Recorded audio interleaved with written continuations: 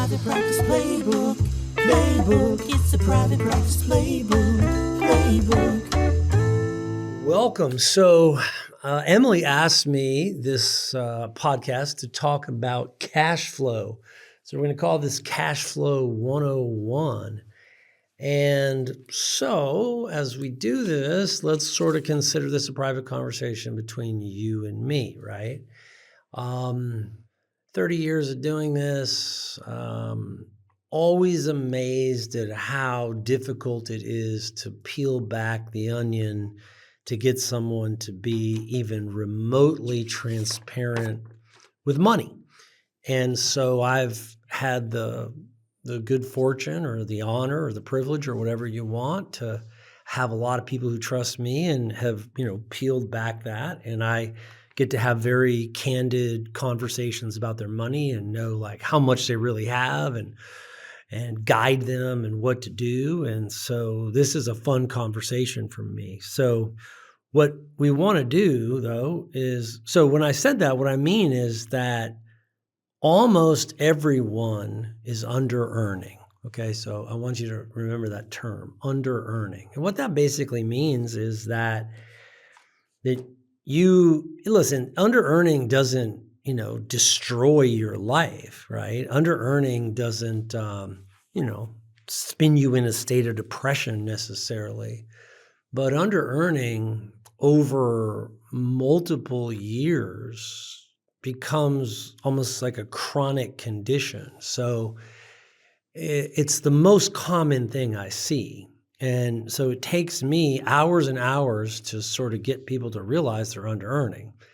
Let's go through some of the basics. And, the first thing is, and look, I don't need to tell you things you already know, right? So most people, when they start out, they might have some student debt.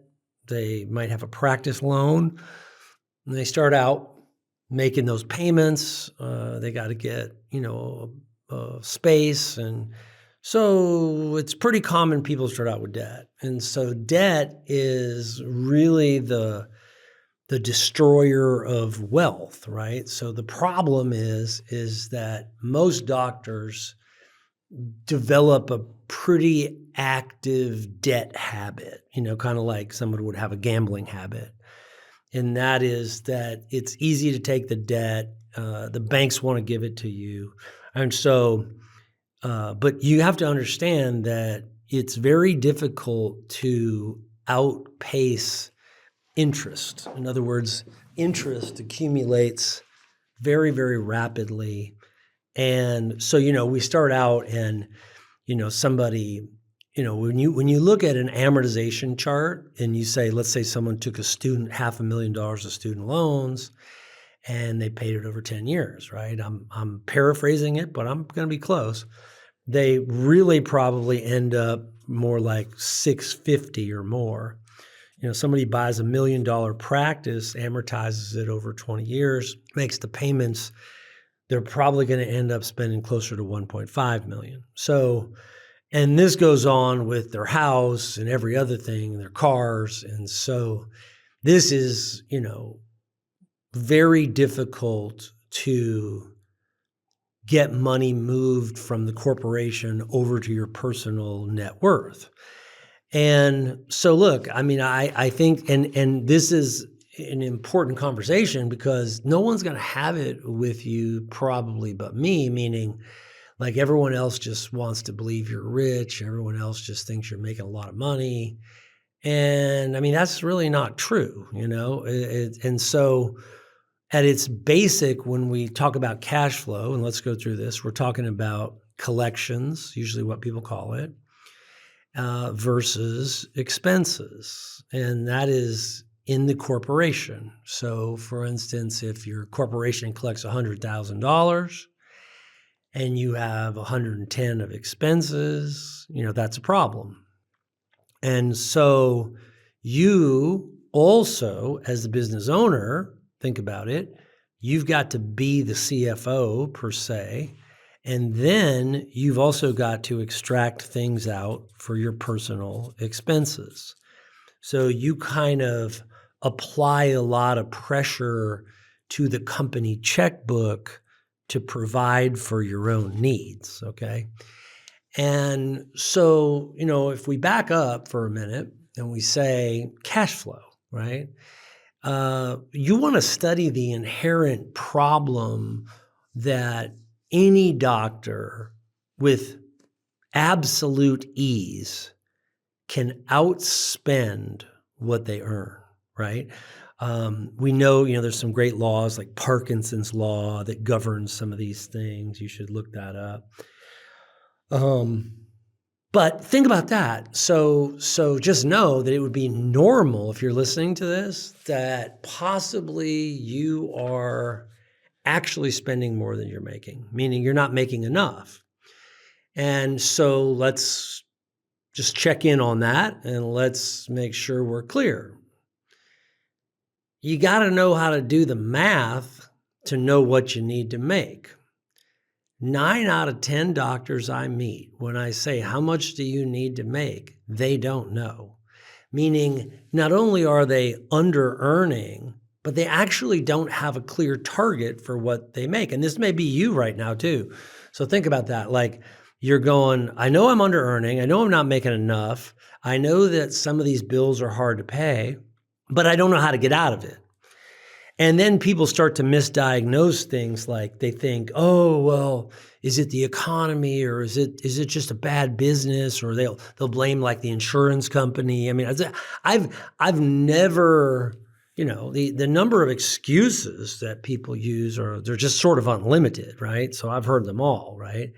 But rarely do they say it's my fault. Well, I'm here to tell you, as you can imagine, that it actually is your fault, meaning that if you open up a business and you choose to operate it in a manner that it's not productive enough, and that's your fault. I mean, there's nothing else that and I don't want you to feel bad about it, because the only way to fix it is for you to take responsibility for under earning.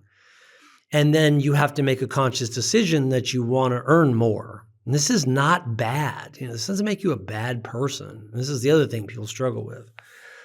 So a lot of times I see people earn about half of what they really need. Now, when I say what you need, let me give you my version of what you need. Now, and we can start in the business and then we can go personal.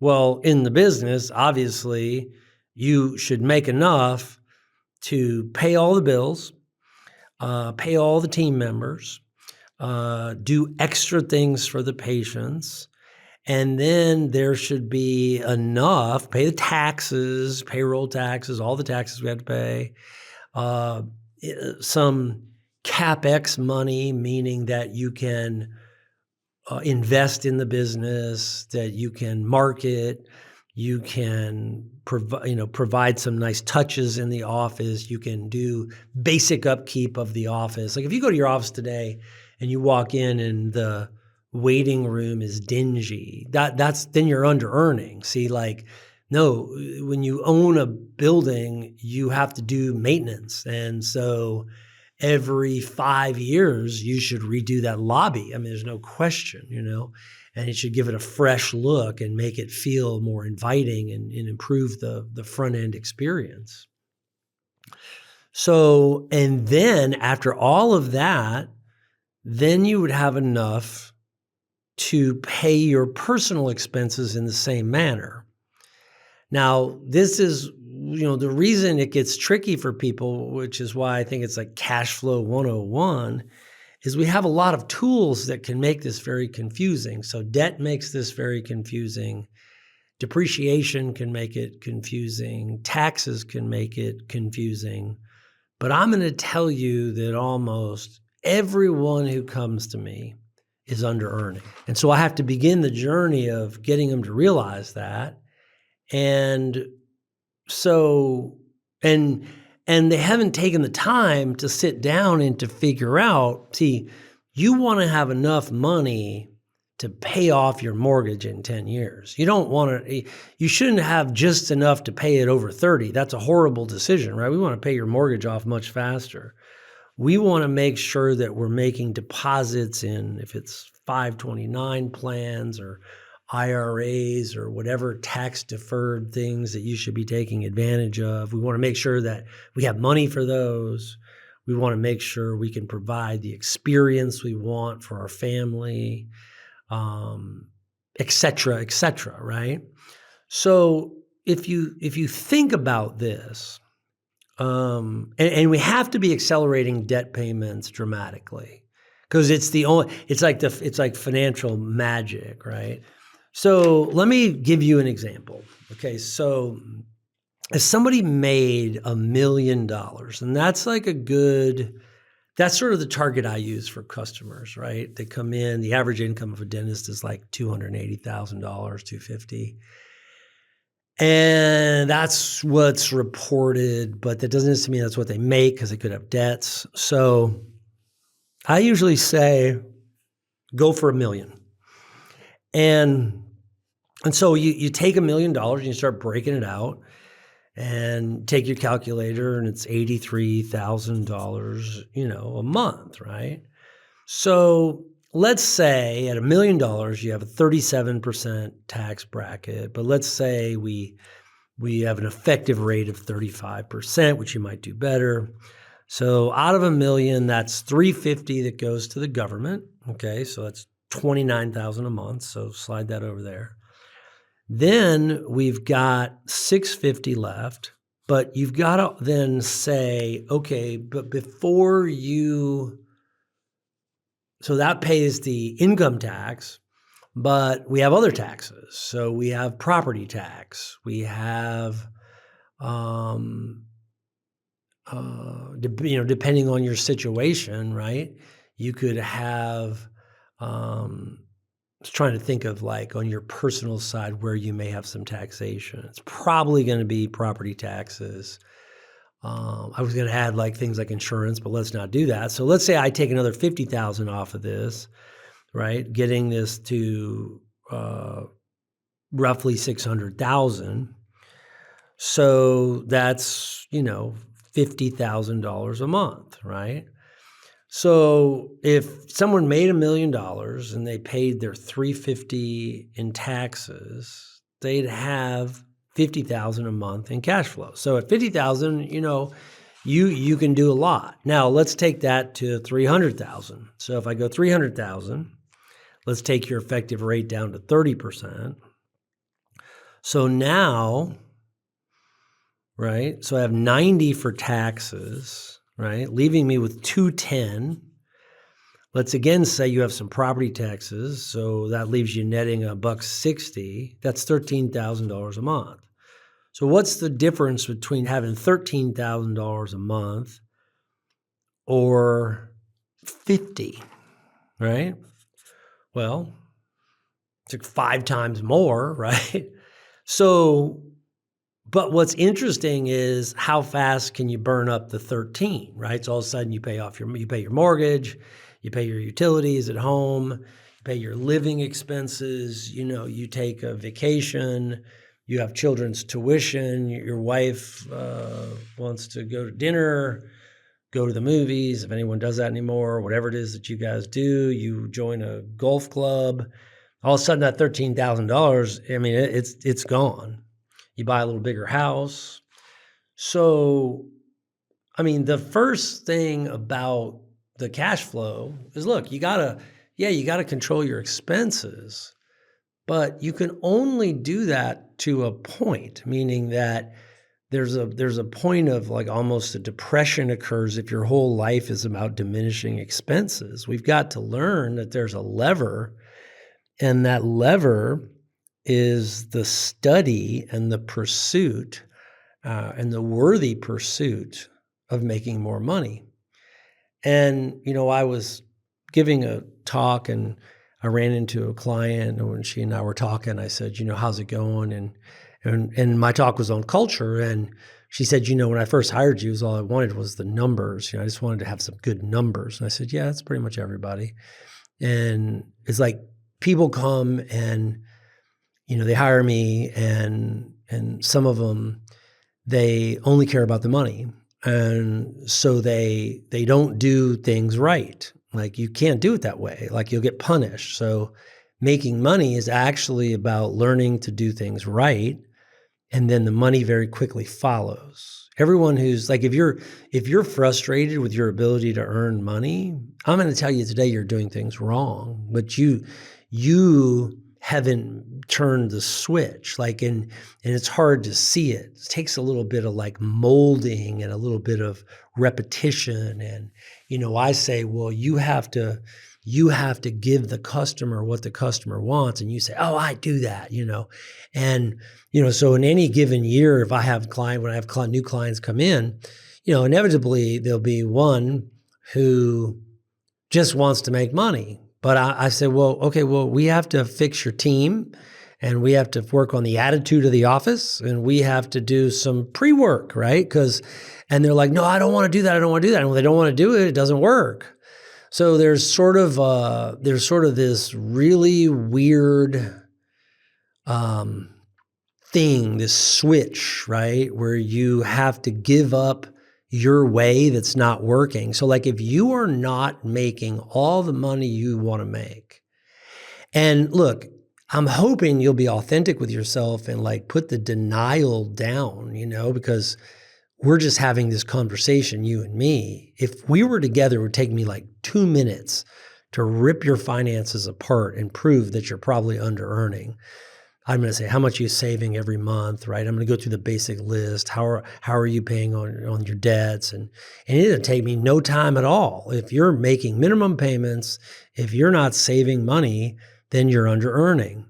Not to mention, we get to the things that you're not doing that you're supposed to do. So somebody is like, well, I say to someone, would you train your team? And of course the answer is no, because they don't have any money. I mean, that's their impression, right? Curious what's really possible in your practice? It's time to find out. A Discovery Day is your opportunity to spend one-on-one time with one of our expert practice growth consultants to take an inside look at your business. We'll help you uncover hidden opportunities, identify what's holding you back, and build a customized roadmap for the future you want. Let's take a deep dive into your goals, your team, and your potential. If you're ready to get clear and take action, book your Discovery Day today. Call 470-410-3154 to learn more. So earning money is easy once you have the formula, but it is very, very hard when you don't have the formula. And you have to remember that every doctor who starts their practice is entering a capacity trap, which means that if you go in there and you work 35 to 40 hours a week and you treat patients as fast and as furious and as good as you can, your billings are only going to be so much. And it is really easy to spend more. The employees want raises. We gotta, there's a lot, right, that goes into this.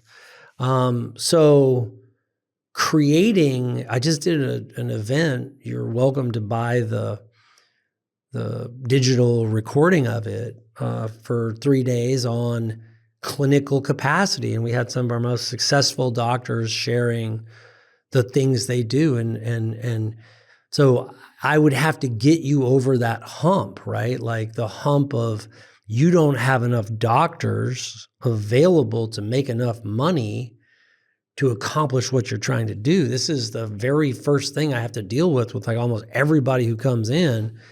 And it's a trap. Like you get trapped. You're on it's that gerbil on that wheel thing or whatever, the mouse on the wheel. And it's real. And they go, well, I don't have money to hire another doctor. I don't have money to train the team. I don't have money to do this. Of course you don't, because you're spending it all. But if you double down on that strategy, what you're going to find is nothing moves. So it's sort of crazy. It's almost like, how do we go about, we've got to get control, obviously, of the finances. But it's about the earning. Think about it. Like I can show you what to do with your debts. I can show you all these things. But at the end of the day, here's the question. You need a number. And so again, if you want to extract $1 million in personal income, I mean, look, your practice is going to have to do more than $1.5 million. I can promise you that.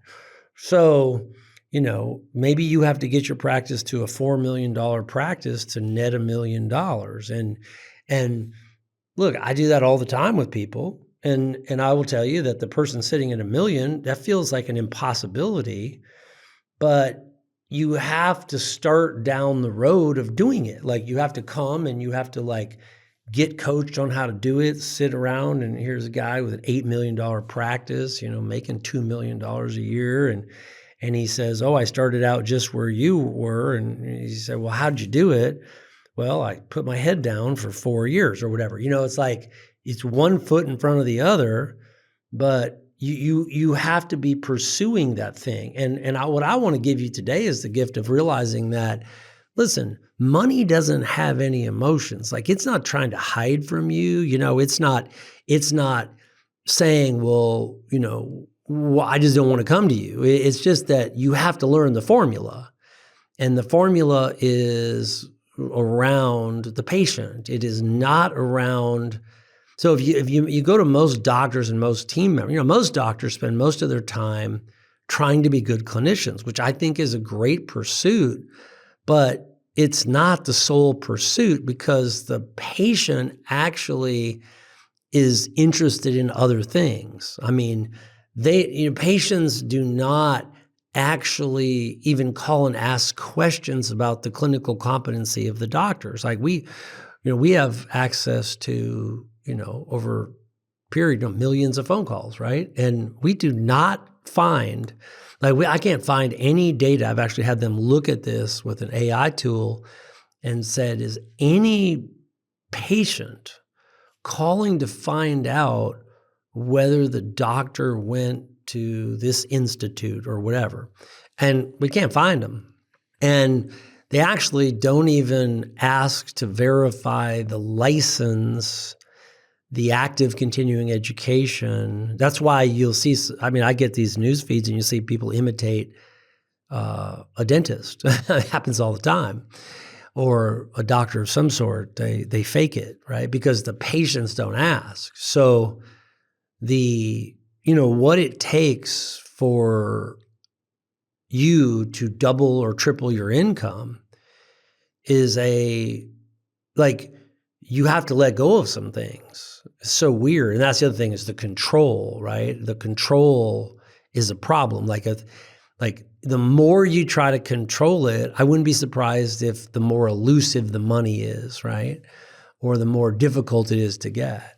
And so under-earning is the affliction. So I think in this podcast, the most important thing for you to do is to be honest with yourself about under-earning. And I've given you a lot of things to evaluate, but so look at your finances, right? Is there extra money in the checking account, or are you constantly at almost a zero balance? Or are the debts being paid minimally? Do you owe back taxes? Are you rolling things on credit cards or lines of credit? Excessive use of debt is a byproduct of under-earning. Now listen, there is no reason to beat yourself up about this. This is absolutely normal and natural. It's just, are you reading the tea leaves, right? So when you get in a position where you're under-earning, you can either double down and keep under-earning, which is interesting strategy, or you can make the decision to hire someone to help you learn how to make more money. That's what I used to have to do. I paid millions and millions of dollars to people to teach me how to do the things I wanted to do. I didn't know how to do them. And I put in the time, the energy, and the effort, and I just learned to do it over time. So the crazy thing, and what I would maybe have you think about today is, and this is a hard thing, right? Is it working? That's always an interesting question, right? How's that working for you? So if we're being completely honest, and you say, it's not working. I'm like everyone thinks I'm rich because I have my name on the wall, and but it's not as good as it should be, right? Well, if that's the case, then, I mean, that's the first analysis you have to do. So I hope that, and again, don't fool yourself. It's not going to get better. That's a lie. Like if you do everything the same, nothing is going to change. I mean, I can promise you. It's not like the economy's not all of a sudden get better and then you're going to start killing it. That's not how this works. Everybody who's killing it is putting in the work to kill it. Like they're doing the work knowing that that work is going to produce fruit, okay? So I think the most important piece for you, I've taught an associate boot camp, which is a class I teach for my clients who have associates, and they invest in the associate and they send in the associate. And so I do this class, and one of the things I ask everybody is I ask them what they want to make.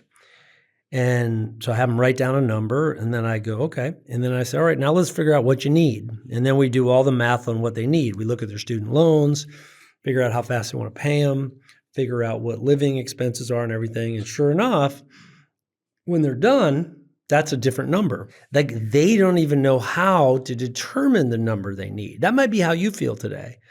So the good news is there's some cheats on that. Like my main purpose is to try to get doctors to make at least $1 million a year in net income, because I have found that all my clients making $1 million, look, sometimes it takes 10 years to get to $1 million, but like you got to quit wasting years, right?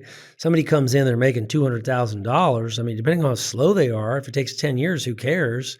But then once you learn to make $1 million, you're making $1 million, and then usually you figure out how to make two. Moving from 1 to 2 is much faster than moving from 200 to 1 million. So that 200,000 to the 1 million is the hardest, takes the longest. But then once you get to the million, it becomes a little easier. And so I don't know what you're thinking, like, when you think about like how much total revenue should my practice do? Well, look, I mean, if you're the only one treating the patients, I mean, you're probably going to be limited to $1 million to 2 million. Obviously, if you're a specialist, you can get that to 4 or 5 million maybe. But like, I mean, for everyone, there's a point where you can outspend that money. I mean, yeah, my orthodontists make a little bit more, but they spend more too. So, it's all relative. So I just be honest with yourself, right? It's sort of like if you look at the weight chart and you get on the scale and it says you're obese and you say, well, I carry the weight well. I mean, you're still obese, right? Like, and it says based on your height and your weight, you should weigh this much. I mean, remember, we have an incredible ability to fool ourselves. And I hope that if you listen to this, that this is the day you stop fooling yourself, right? You're under earning. You may not have the knowledge. You may, right? Maybe you may be growing. So I think that's great. I'm not trying to say that, no one can do this without me. That's not what I'm trying to say. I'm saying what I normally see is people get stuck. And you cannot waste 10 years of your life under earning, because if you do, you could have been making $1 million.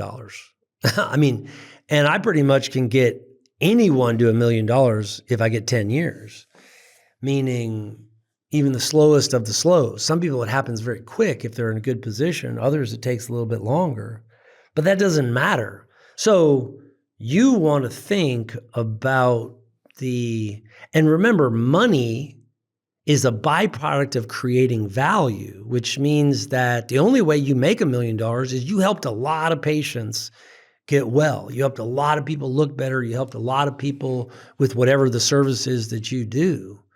That's really important. And then that's that psychology and that guilt that people can have about money. I mean, I want you to hear me loud and clear. There is nothing wrong with making money. There's just something wrong with wanting to make it and not doing things in the certain way they need to be done. That's an illusion, and to think, I remember I wanted to make a lot of money, but I didn't know what to do. So I had to spend a lot of years, of frustration trying what I thought was right, only to find out that there's just some things I didn't know. And a lot of that deals with, the rules are all written. And the good news is that in a practice, it's real easy. The more people you help, the more money you're going to make. But you see these doctors who are grotesquely under-earning, get so self-righteous about the thought that their quality is superior to someone else's. Well, you don't want to have the highest quality dentistry and no patients. And by the way, that's BS, because that's just high quality to you. It's not necessarily high quality to them, because everything has to be driven around the patient. All the money comes from the patient. The patients will buy you a new house. Patients will pay off your debts. Patients will pay your taxes. Patients end up paying for everything. That's why they have to take center, and you have to do things in a certain way. And when you do them in a certain way, right, you see a significant increase in compensation. But you can't just see a significant increase in compensation because you want an increase in compensation. You gotta provide the value first. So if you are under-earning, again, analyze it, look at it. It's real simple. And by the way, okay, you ready? You're either over-earning or you're under-earning. There's no perfect number. So you can't go, oh, it's just perfect. It's not true. Like when you over-earn, I can tell you what happens. Your tax bill is so big, it becomes like depressing. So over-earning means that maybe you're facing a $2 or $3 million tax bill, $4 or $5 million tax bill. And that's over-earning, okay? It's not just being able to pay the bills. And for all of you that grew up with, weird thoughts about money, I even meet people who are like, well, I'm a Christian, I study the Bible, or they have a religion of some sort or whatever, and they're all anti-money, and I'm just like, where did you learn this, right? Nothing is... I've read everything in a lot of different religious teachings, and every one of them has a pretty clear path to prosperity, and nothing wrong with prosperity. And, another one you could look at is look at your tax return last year and how much was your cash charitable contributions. Are you giving away a couple $100,000, $500,000? Like, what are you doing? Like, see, you're not, if your contributions are that you gave a whopping $10,000 or something away, you're under earning, because you're robbing yourself of the joy of giving that money. So you're either over earning, which means that you're in a state of trying to find tax deductions, meaning amping up your charitable contributions dramatically, right? That's over-earning. Maxing out your savings, all your debts are paid off. And then other than that, it's under-earning, meaning you're going too slow. And, when we talk about spending $1 million to $2 million, which is roughly the number that most people spend on interest payments alone over the course of a career, what happens at the end of their career is that they don't have that money sitting in the bank, and it dramatically affects their lifestyle. So, all right, you're either over-earning or you're under-earning. Be honest with yourself. And then, if we can help you, we're here. You call us, we'll have a conversation with you, sit down, figure it out. Hey, hope this helps you. Cash Flow 101. See you soon. Bye. Thanks for listening to the Private Practice Playbook. Be sure to follow, rate, and share this episode with another growth-minded doc in your circle. New episodes drop on the second and fourth Thursday of every month, so stay tuned and make sure you're following the show so you never miss a beat. Until next time, keep building, keep leading, and keep playing to win. Thanks so much for checking out this episode of the Private Practice Playbook. For clips of this episode, go ahead and check out the YouTube channel. If you enjoyed what you heard today, make sure to subscribe to the podcast at podcastfordoctors.com to unlock subscriber-only bonus episodes. Find our links below in the description.